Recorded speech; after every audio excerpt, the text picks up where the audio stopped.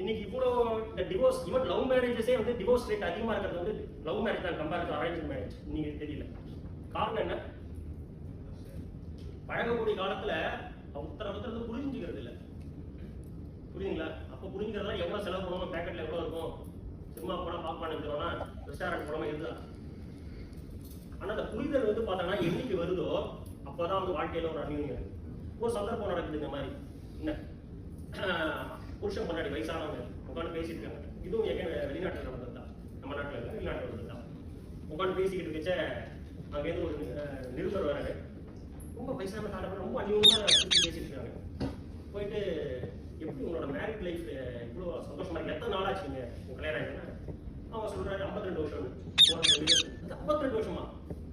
Excellent, பெரிய விஷயமாச்சே அப்படின்னு. இவரை கேட்கறாரு, எப்படி உங்களால இதை மாதிரி அந்நியமா இருக்க முடியும்? நான் ஒருத்தர் நாங்கள் வந்து புரிஞ்சுக்கிட்டோம் அப்படின்றாரு. ஓகே, ஒரே வார்த்தை முடிச்சுட்டாரு ஆம்பளை. அந்த பெண்மணி கேட்கறாங்க பாட்டியை, எப்படி உங்களுக்கு இந்த ஒரு புரிதல் வந்ததுன்னு? சிரிச்சுக்கிட்டே அந்த பக்கத்தில் வீட்டுக்காரர் பார்க்குறாங்க. அவங்க பார்த்துட்டு அவங்க ஒன்றுன்றாரு, சொல்லட்டோம்னு பர்மிஷன் வாங்கிக்கிறாங்க.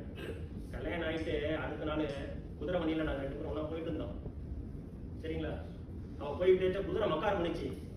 இவர் ஒன்று உட்காந்த இடத்துல உனக்கு அவ்வளோதான், குதிரையை வந்து மிரட்டினார். உனக்கு அவ்வளோதான் முதல் வாணி அப்படின்னாரு. சரி, குதிரை கொஞ்சம் ஒழுங்காக ஓட ஆரம்பிச்சிச்சு. கொஞ்சம் தூரம் ஒரு 10 கிலோமீட்டர் போனால் திருப்பி வந்து மக்கார் பண்ணிச்சது. இறங்கினாரு, சாக்கு எடுத்து விளாசி விட்டார் குதிரையா. உனக்கு 2வது வாணி அப்படின்னாரு.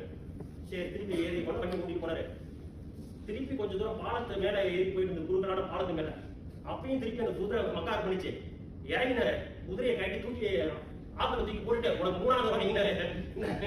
அதை பார்த்த உடனே எனக்கு புரிஞ்சு போச்சு மனசை எப்படின்னு. என்ன நான் உள்ளே இடத்துல கேட்டேன், என்னங்க கொஞ்சம் வாயிலா ஜீவன் இதை பிடிச்சது மாதிரி துணுக்குறிச்சிட்டுங்களா அப்படின்னா, அவருடனே எனக்கு திரும்பி பார்த்து உனக்கு முதல் வாணினாரு.